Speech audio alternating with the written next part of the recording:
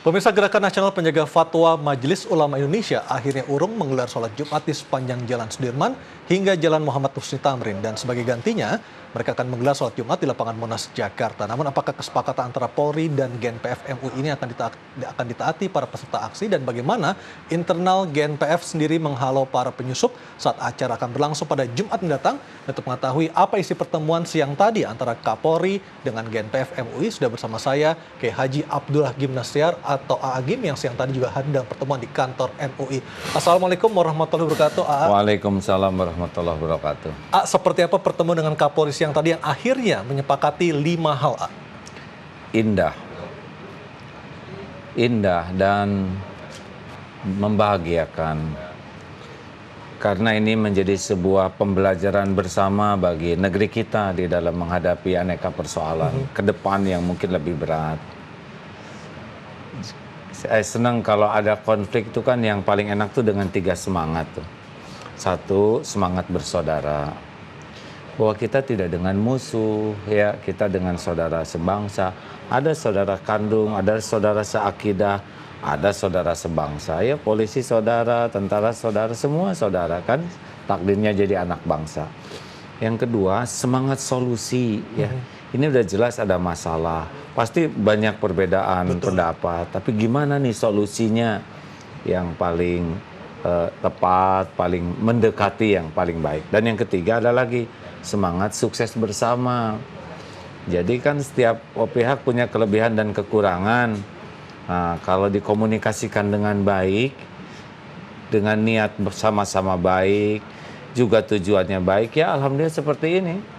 Apa yang disampaikan kepada Pak Tito yang tadi akhirnya dapat 5 poin kesepakatan yang telah disampaikan oleh Habib Rizik Syihab siang tadi? Sebetulnya tidak ikut di dalam pertemuan antara Gerakan Nasional Pengawal Fatwa MUI, ya, tapi ikut mendapat kabar terus, ya, diskusi dengan Pak Bahtiar, Ustadz Bahtiar Nasir, dengan Ustadz Arifin Ilham.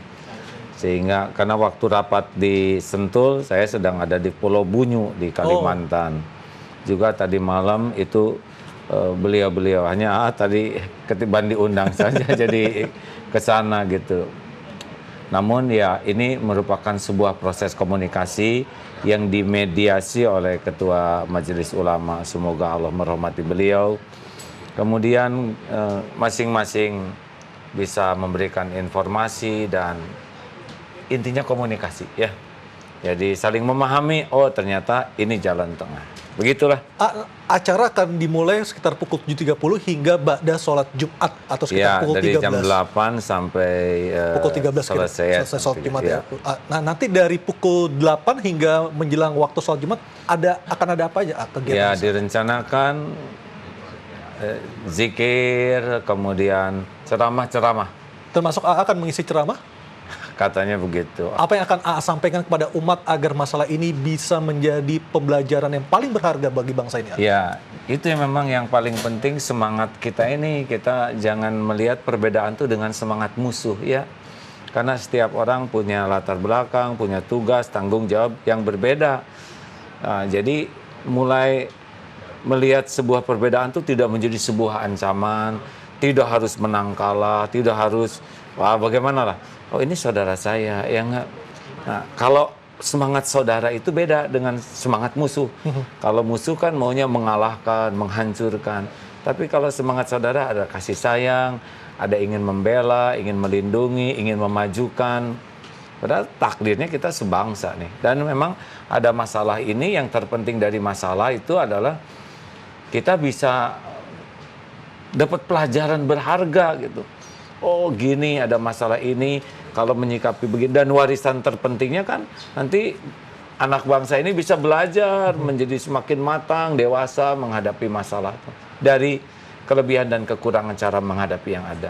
Jadi itu yang akan sampaikan saat berkhutbah menjelang. Nah itu rahasia nanti ya. Pertama sayanya juga belum tentu ada umur hari Jumat. Tapi besar harapan ini jadi pembelajaran berharga bagi semua pihak. Termasuk bagi yang bersangkutan, ya, Pak Basuki juga, ya mudah-mudahan lebih banyak waktu merenung gitu, ya. nih syariatnya dengan kejadian ini, kenapa bangsa sampai begini, polisi begitu letih ya, tentara, masyarakat, ini apa sih? Nah itu jadi saya juga merenung ya, apa nih ya yang pelajaran yang saya ambil dari kejadian ini. Oh saya harus sangat jaga lisan, saya jaga akhlak saya. Oh ternyata memimpin itu tidak cukup dengan hanya bekerja, berbuat, tapi bagaimana memimpin diri, memimpin tutur kata, memimpin emosi. Bagi saya ya, oh pelajaran gitu. Jangan sampai kehadiran saya menimbulkan masalah bagi yang lain. Ya, bagi saya pribadi ya. Ya mudah-mudahan semua anak bangsa ini juga belajar. Karena walaupun ada kekurangan, kesalahan dari siapapun ya, itu kan jadi belajar bagi kita. Aksi pada Jumat Mendatang adalah aksi membela Al-Quran.